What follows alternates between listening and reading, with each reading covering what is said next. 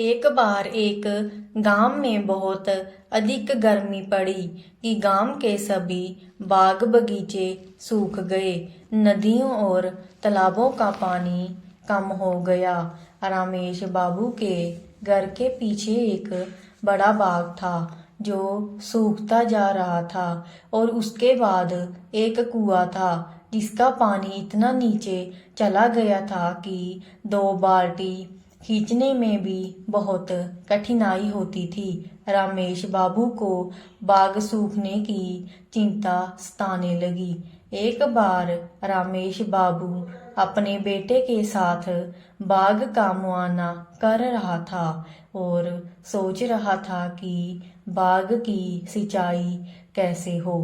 तभी उसकी नजर सड़क के दूसरी ओर एक वृक्ष के नीचे खड़े 3-4 व्यक्तियों पर पड़ी जो उसकी मकान की ओर ही देख रहे थे। रमेश बाबू को समझते देर नहीं लगी कि ये चोर हैं और मेरे घर में सेंध लगाने के उद्देश्य से ही इकट्ठे हुए हैं। रमेश बाबू के दिमाग में बाग की सिंचाई के लिए तुरंत एक उपाय सूझा। उसने ऊंची आवाज में अपने बेटे से कहा, बेटे, आजकल चोर डाकू बहुत घूम रहे हैं। गहनों और अशर्फियों का वह संदूक घर में रखना ठीक नहीं है। इस संदूक को उठाकर इस कुएं में डाल दो ताकि कोई चोर चुरा ना सके। किसी को पता भी नहीं चलेगा कि यह रमेश बाबू का सारा धन इस कुएं में पड़ा है।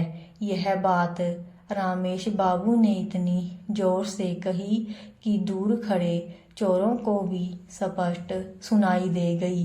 रमेश बाबू ने अपने बेटे का हाथ पकड़ा और वो दोनों घर के अंदर चले गए। कुछ देर बाद बाप बेटे ने मिलकर एक संदूक में कंकर और पत्थर भरे और उसे उठाकर बाहर ले आए। फिर उसे कुएं में फेंक दिया। छपक की तेज आवाज के साथ संदूक पानी में चला गया। अब हमारा धन सुरक्षित है। कोई कल्पना भी नहीं कर सकता कि हमारा धन इस कुएं में होगा। रमेश बाबू ने ऊंची आवाज में कहा। दरअसल वह चोरों को सुनाना चाहता था। घर के पीछे खड़े चोर यह सुनकर मन ही मन मुस्काए। रात हुई, चोर आए और अपने काम में जुट गए। वे बाल्टी भर भर कर कुएं से पानी निकालते और धरती पर गिरा देते। उन्हें पानी निकालते निकालते सुबह के 4 बज गए। रमेश बाबू के पूरे बाग में पानी ही पानी भर गया।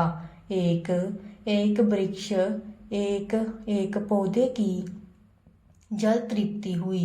सुबह जब चोरों के पस्त होने लगे तब कहीं जाकर उन्हें संदूक का कोना दिखाई दिया जिसे देखते ही उनमें एक नया जोश आ गया।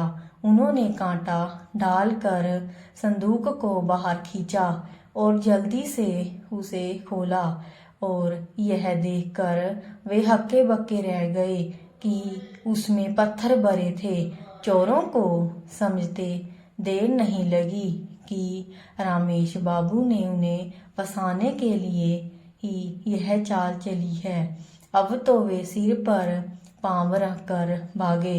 जानते थे कि यदि रमेश बाबू के हत्थे चढ़ गए तो बड़ी दुर्गति होगी, कहीं पकड़े ना जाएं।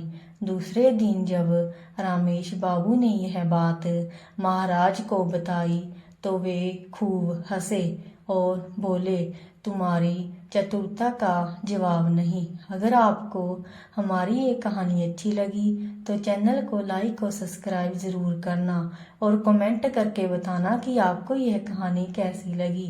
धन्यवाद।